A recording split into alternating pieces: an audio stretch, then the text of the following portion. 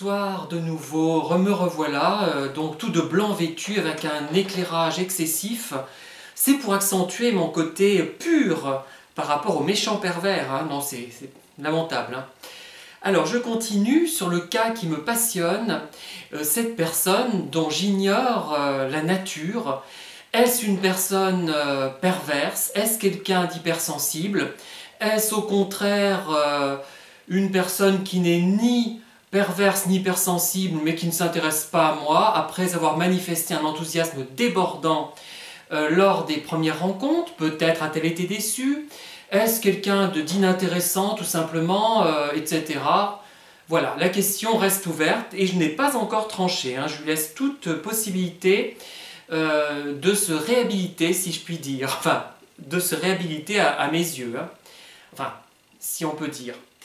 Alors, j'ai envie de dire aussi une petite remarque amusante, c'est que sur les photos que j'ai vues d'elle, et lorsque je la vois, son regard sourit également. Donc ça laisserait entendre que ce n'est pas une perverse narcissique. Cela dit, la psychologie n'est pas une science exacte, et on peut imaginer que des pervers finissent par développer la capacité justement de faire attention à des détails comme le regard qui sourit. Après tout, il y a beaucoup de vidéos qui sont faites et on finit par, finalement influencer les pervers eux-mêmes en voulant prévenir les victimes. Mais il y a d'autres choses qui me sont revenues.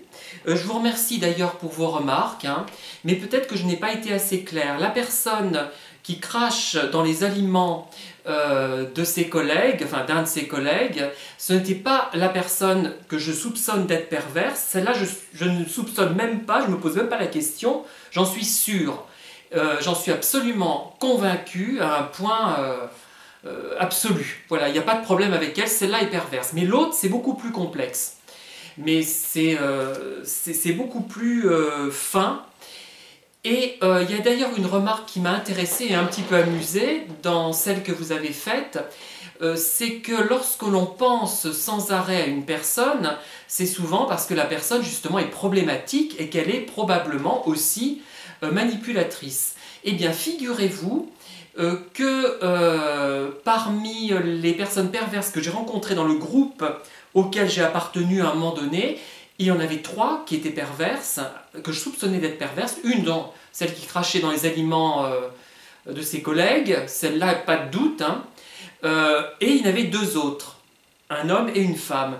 Eh bien, figurez-vous que j'ai rêvé de ces 2 personnes. Et assez récemment, d'ailleurs, hein, voilà, j'en ai rêvé une fois chacun. Ça m'arrive rarement. Voilà, donc il m'obsède même la nuit. Mais ne croyez pas que la situation me perturbe, me passionne. Je trouve ça émoustillant presque. Parce que c'est vraiment un thème de réflexion fascinant, extraordinaire, hein, d'analyser comme ça une personne, enfin d'essayer de comprendre ce qui nous paraît étrange. Et en général, on ne se trompe pas. Moi, je suis persuadée que cette personne est soit une personne remarquablement sensible, soit une personne perverse en fait, hein. J'en suis quasiment convaincu maintenant dans l'une ou l'autre catégorie. Et s'il s'avère que c'est une personne très sensible, je lui parlerai de ce que j'ai fait, hein, quitte à la blesser, quitte à me brouiller avec elle, tant pis, parce que ça me semble important de lui dire que son attitude peut laisser penser qu'il y a un problème de manipulation éventuellement. Voilà. Mais je bavarde beaucoup, je vais continuer sur son cas parce que j'ai d'autres éléments qui me sont revenus à l'esprit. Et donc, à un moment donné, j'ai parlé donc de cette personne qu'elle connaissait, d'ailleurs qui avait craché dans les aliments d'un collègue. J'en ai parlé donc, et elle a banalisé un peu les choses, ça l'a fait rire. Je dirais, bon, ça fait rire dans un second temps, c'est normal, hein. Après, une fois qu'on a encaissé le coup, qu'on a digéré, si je puis dire, le repas nocif, on rit, oui, après. Mais sur le moment, on ne rit pas. On est d'abord en état de choc. On ne pense pas, on n'arrive même pas à répondre. C'est comme si on était hypnotisé, je ne peux même pas dire. Et ce n'est pas du fait d'une personne particulièrement sensible. Hein. N'importe qui va réagir comme ça. Une personne sensée, je dirais, va réagir comme ça. Et ensuite, c'est après, on est choqué, on a besoin d'en parler, même si, et presque, je dirais pas n'importe qui, mais presque, moi j'ai eu besoin d'en parler. Hein. Et notamment, j'en ai parlé à cette personne que je soupçonne soit d'être hypersensible, soit d'être perverse. Et elle a banalisé la chose, et ça l'a fait rire, hein, je trouve. Et elle m'a cité le cas d'une personne, d'une gamine, qui était sous l'emprise d'une institutrice, d'une professeure des écoles plutôt nocive et vraiment peu agréable, si j'ai bien compris. Bon, est-ce que c'est vrai? Je n'en sais rien. Et cette gamine avait... l'institutrice avait des pommes sur son bureau, apparemment. Ça me paraît étrange, ça fait très vieillot, mais bon, pourquoi pas. Et elle demandait aux élèves, à ces jeunes élèves, d'aller laver ses pommes, d'aller laver ses fruits. Bon, c'est étrange, mais c'est comme ça. Admettons que ce soit vrai. Eh bien, la gamine en question aurait lavé la pomme en tirant la chasse d'eau des toilettes. Et la personne donc que je soupçonne d'être ou perverse ou hypersensible m'a cité cette anecdote en disant que c'était cracher dans les aliments de quelqu'un, c'était une manière finalement de pouvoir supporter une personne insupportable. C'est vrai que bon, la personne en question, je connais, enfin vaguement, hein, et c'est vrai que c'est quelqu'un de pas, je pense pas qu'il soit méchant, mais il est un peu énervant plus que méchant. Hein. Mais ça ne mérite pas, moi j'aurais jamais craché dans ces aliments, je sais pas, j'aurais fait n'importe quoi, j'aurais dit tu m'emmerdes, je te trouve pénible. Mais j'aurais jamais dit fais une chose pareille. Enfin, bon, j'arrête avec ça, je ne veux pas en faire une fixation. C'est un élément qui me semble déterminant pour moi d'une attitude perverse. La personne donc, qui a fait ça, ce n'est pas la même que celle dont je parle. Hein. C'est une autre, une des trois justement que je soupçonne d'être perverse. Donc il y a celle dont j'ai parlé dans la précédente vidéo, là je ne sais pas si elle est hypersensible ou perverse. Un autre que j'ai évoqué dans d'autres vidéos. Et la troisième que j'ai brièvement évoquée par le biais de ces crachats, et celle-là, je n'avais pas de doute. Hein. Très vite, il y a eu d'autres éléments. Je ne les raconterai pas, parce qu'on devinerait peut-être qui c'est, donc voilà. Je ne veux pas les raconter. Il y a eu d'autres éléments qui sont du même genre, hein, peut-être pas aussi corsés, mais quand même absolument odieux. Hein, voilà. Et c'est une personne qui, quand elle s'exprime, sourit tout le temps, voyez ? C'est comme quelqu'un qui vous dirait « Mais cher monsieur, je vais vous poignarder, c'est formidable. » Voilà, vous voyez un peu le genre? C'est abominable. Des gens comme ça sont des... Je ne sais pas comment les qualifier. Donc, je reviens à notre personne que je soupçonne soit d'être hypersensible, soit perverse. J'ai d'autres éléments. Je voulais quand même en parler lors de ce préambule, rajouter des éléments. Et là, je rajoute les éléments vraiment saillants que je n'avais pas noté lors de la première vidéo. Donc elle a un conjoint, cette personne, et ce conjoint, il a on va dire, des compétences sur le plan artistique. Alors là, ça fait tout de suite tilt pour moi. Les pervers s'intéressent à des personnes qui sont écrivains, peintres, sculpteurs, chanteurs, compositeurs. Voilà. Bon, il ne faut pas généraliser, c'est-à-dire que dès que vous voyez un mari ou une femme mariée à une personne créatrice, vous allez la taxer de perversion. Non, mais c'est un élément supplémentaire qui étaye un peu mon point de vue. D'ailleurs, ce conjoint, lors d'une rencontre, à un moment donné, discuté avec elle, elle me dit que son conjoint, elle le laisse souvent tomber pour aller à diverses manifestations. Bon, ce qui peut être légitime si la personne le fait dans le cadre d'un travail, même dans le cadre d'une association, d'un engagement quel qu'il soit. Mais la façon dont elle en parlait montrait que, enfin pour moi, hein, le conjoint en question n'avait pas le choix. C'est-à-dire que c'était comme ça, c'était à prendre ou à laisser. Elle le disait gentiment, mais c'était quand même un peu rude. Moi j'ai trouvé que tiens, je dis mais elle exagère peut-être un peu quand même, j'ai envie de lui dire. Elle est très gentille, mais peut-être pas avec son époux, là, c'est un peu raide. Hein. Moi je ne me permettrais pas de le dire comme ça. J'aurais dit plutôt, avec mon conjoint, je le laisse par moment parce que j'ai besoin d'avoir des activités seules. J'en suis désolée, mais j'ai ce besoin et je lui explique de telle sorte à ce qu'il ne se froisse pas. Voilà, enfin, il y avait une façon de le dire. Mais après, ça peut être une personne hypersensible qui a besoin d'activités extérieures qui sont essentielles pour son épanouissement et elle ne peut pas faire autrement. Bon, tout est possible. Moi, je ne tranche toujours pas. Hein. Je n'ai pas de point de vue définitif ce soir. Hein.